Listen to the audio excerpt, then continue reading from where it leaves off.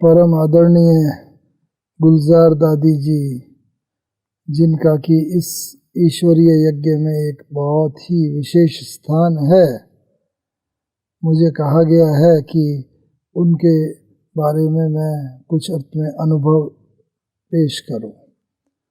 तो दादी जी के संपर्क में तो हम काफ़ी पहले से आए हुए थे, क्योंकि ये ईश्वरीय ज्ञान हमने लखनऊ से प्राप्त किया था 1963 में, और उसके बाद फिर इंजीनियरिंग कॉलेज में पढ़ने धनबाद चले गए थे।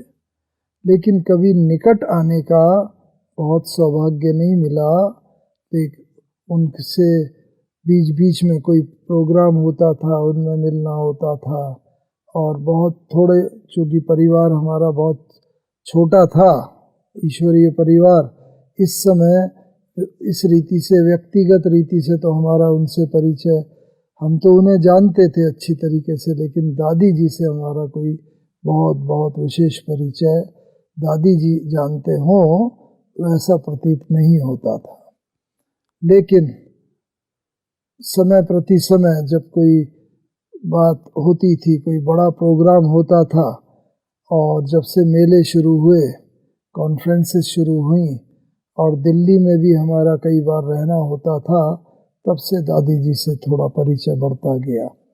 मुझे एक घटना इस समय याद आती है कि छत्तीसगढ़ बिलासपुर में और एक बड़ा कार्यक्रम था, इंटरनेशनल कॉन्फ्रेंस थी वहाँ, तो वहाँ के लिए आमंत्रण आया हुआ था। तो हम लोग जा रहे थे।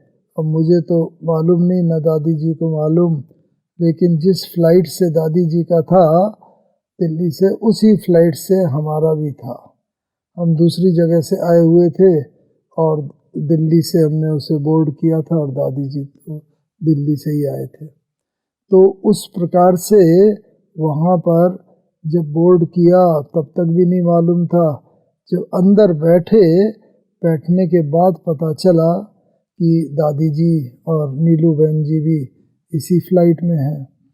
तो इंसिडेंटली उनका तो खैर हमारा इकोनॉमी क्लास में था, उनका वीआईपी क्लास में था, तो वो आगे थे, हम उनसे कुछ सीट छोड़कर पीछे बैठे हुए थे। तो दादी जी ने देखा, हम लोगों ने भी देखा, गुड विशेस जस्ट एक दूसरे से एक्सचेंज की, और उसके बाद बैठ गए अपनी जगह।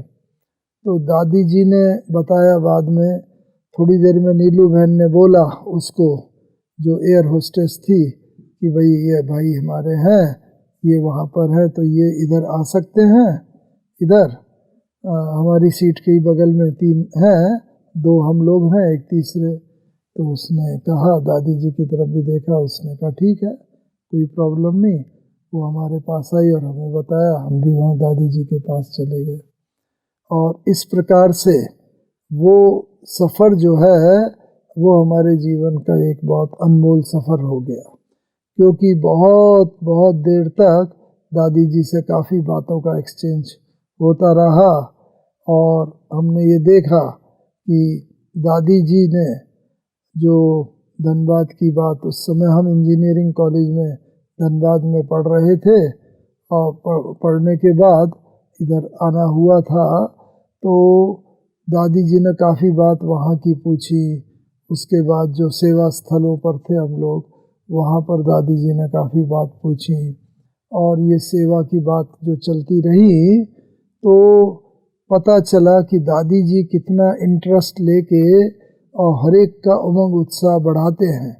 कई चीज़ों में दादी ने बताया कि देखो, हम लोगों के लिए भी बोर्डिंग बाबा ने खोला था, और बाबा किस रीति से स्नेह से वो हम सभी बच्चों को, और जो हमारी टीचर्स थी उनको पढ़ाया करते थे। कभी कभी बाबा आया करते थे, देखा करते थे, और हम सब बच्चों का उत्साह बढ़ाया करते थे।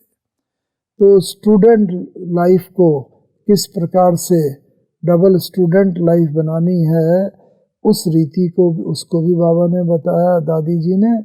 और साथ ही साथ दादी जी ने ये बताया कि स्टूडेंट लाइफ के बाद जब जॉब में क्या करना है, किस तरीके से करना है, क्योंकि ऑलरेडी हम जॉब का लाइफ में प्रवेश कर रहे थे। तो मुझे ऐसा अनुभव हुआ कि दादी जी जब भी कोई बात बोलती हैं, अंदर में हमारे प्रश्न होता था और प्रश्न होते ही दादी जी फिर उस बात को बोलने लगते थे। प्रश्न पूछने की ज़रूरत भी नहीं पड़ती थी, थोड़ी सी एक दो अक्षर बोला और दादी जी तुरंत ही उस बात का सटीक उत्तर दिया करते थे। तो इतने फ्रैंकली बात मैंने पहली बार दादी जी से वहाँ अनुभव की। और कई स्टूडेंट लाइफ के बाद जो जॉब में कई मुश्किलात आती हैं, उन मुश्किलात के बारे में भी उनसे एक्सचेंज किया और दादी जी ने बहुत बहुत सहज उत्तर दिए। उसके बाद जब भी कभी कोई बात होती थी, मैं तुरंत दादी जी की उन बातों को याद कर लेता था और बस वो समस्या हमारे लिए समस्या ही नहीं रहती थी, बल्कि समाधान का स्वरूप लेके हमारे सम्मुख आ जाती थी। मुझे याद है एक बार पंढरपुर में हम गए थे और पंढरपुर में वहाँ पर बहुत बारिश होने वाली थी। दादी जी भी वहाँ पर आए थे और दादी जी ने वहाँ पर देखा और बारिश को जस्ट कहा, सब लोग घबरा रहे थे कि भाई ये शायद प्रॉब्ली आई एम मिस्टेकन कि ये बिलासपुर की ही बात है। बिलासपुर में जब हम लोग गए थे तो बिलासपुर में बहुत बहुत बारिश हुई थी, पूरा ग्राउंड जिसमें प्रोग्राम होना था बारिश से भरा हुआ था। तो दादी जी बार बार कह रहे थे, नहीं ये रुक जाएगी, आप चिंता नहीं करो, आप बिल्कुल चिंता नहीं करो। लेकिन सभी को बहुत चिंता थी। वो केवल बारिश रुकी ही नहीं, बल्कि गवर्नमेंट मशीनरी पूरी लग गई, उनके बहुत सारे पंप्स आ गए और उन पंप के द्वारा वो पानी की निकासी हुई और पानी का निकासी करके उसे इस लायक बना दिया गया और शाम को बहुत अच्छा वहाँ पर फंक्शन हुआ, भाषण हुआ। तो ये दादियों की बात में कितना वरदान भरा हुआ होता था। साधारण रीति से भी अगर कोई बात हमारी दादियाँ बोलती हैं, उसमें सफलता समाई हुई होती है। तो मेरा कहने का भाव ये है कि कोई भी दादियाँ हो, कोई भी वरिष्ठ हो, बाबा मम्मा तो थे ही, लेकिन उनके साथ साथ दादियाँ भी हमारी वरदानी स्वरूप हैं और वरदान देने के जो बोलती हैं वो वरदान जीवन में बन जाते हैं। ओम शांति।